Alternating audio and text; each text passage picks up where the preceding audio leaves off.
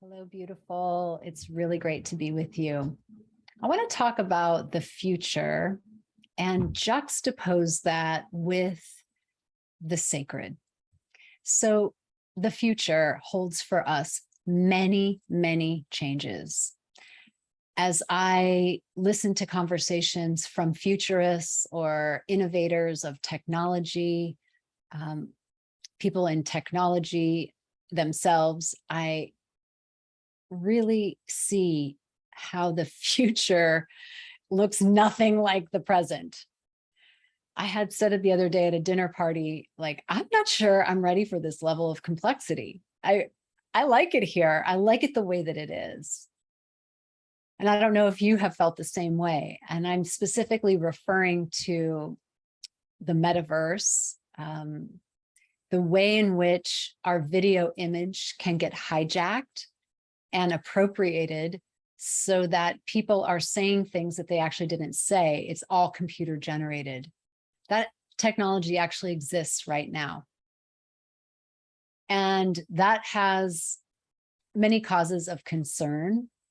It leads itself to incredible creation and innovation at the same time. So if you know my work, I'm always talking about this polarity, how things are always the equal and the opposite. It's that Newtonian principle of action and reaction. And that's the nature of duality. So a lot of our job is to create the third way outside of duality. For example, like sadness and happiness are on the same spectrum in duality. So I remember reading Eckhart Tolle's The New Earth, and he talks about inside of pleasure is pain. Inside of pain is pleasure. That's the continuum that you're working with in duality. But something like joy, for example, is outside of duality. There is no opposite to joy. There's an opposite to happiness, but not to joy. So we're going to be asked to step into the third way through our frequency, through our beingness, to infuse these new technologies, these new like ways, new platforms, new ways of doing things that we've never heard of before, with a consciousness that is responsible, innovative, and like, let's see, accountable. That's the word, accountable to the principles that we hold dear. That's a huge task. It's like naming the beast when we don't even know the beast quite yet. So that's what's on our menu. Like, that's what's coming in our lifetime.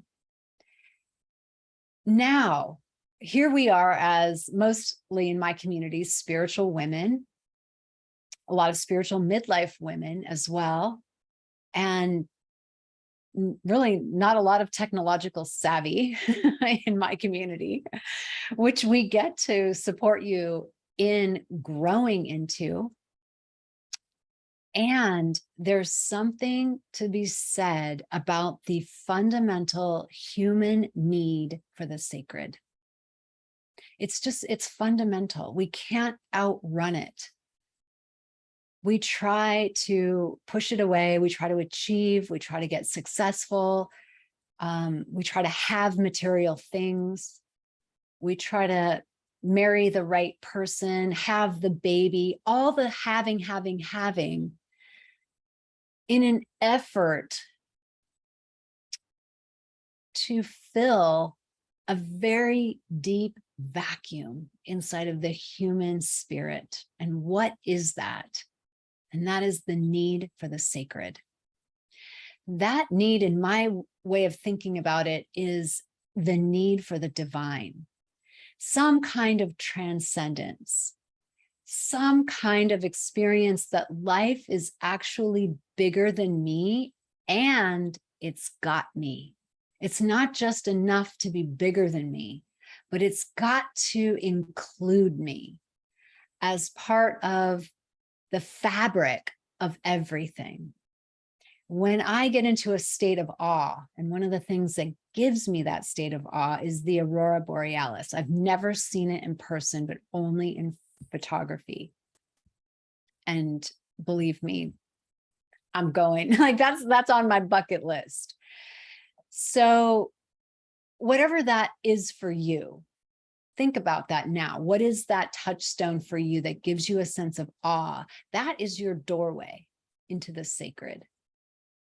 And that sacred gives you a sense of transcendence, which is part of the energy that's producing these technological advances, transcendence. And I want a presence that we're also on the ground in our humanity. It's not about leaving the body. As I have said in my embodiment episode, which I'll tag here, it's about being in the body, the privilege, the great privilege of being in the body. And yes, the body decays. The body dies. And so we hold our immortality as a soul, as a spirit, at the same time that we hold our mortality. And the third way becomes a beautiful expression of living, both the sacred and the mundane, the human, like in the trench, and also located up here. It's a privilege. You know, there's a Greek mythology, a Greek myth called Circe. I listened to the Audible version from, I think Madeline Wright is her name. Brilliant. It's so brilliant. That mythology is incredible. It's like the story of the Epic of Gilgamesh as well. It's the ancient knowing that there's the human wants to be immortal. The human, the flesh part, the mundane wants to be immortal. Even today, there are anti-death societies. I ran into one at an anti-death conference where I went to see a robot. I wanted to see Sophia, this robot that Ben Getzel had created as part of Hanson Robotics. And it was really disconcerting. People actually did not like it because it's so much of a affront to our humanity. And we are going in that territory of AI. But for millennia, we have these stories like the Epic of Gilgamesh and the myth of Circe, where immortality is desired, but what it brings is something we are not prepared for. It takes the joy out of life. It makes life actually boring. It makes life arbitrary and capricious. Think about the gods and the Greek pantheon. They get into trouble, they cause trouble because they're freaking bored. Why are they bored? Because life doesn't matter. They're going to be here forever. And when life has an expiration date, it matters. And so we as spirit get to connect with the urgency of the mundane, informed that life matters. And at the same time, know that we ourselves are what we are looking for. We are the sacred. We are the holders of the sacred. We are spirit incarnating in this body. It's one of the greatest privileges. And I invite you to feel that juxtaposition in your own soul, in your own embodiment, in this very moment.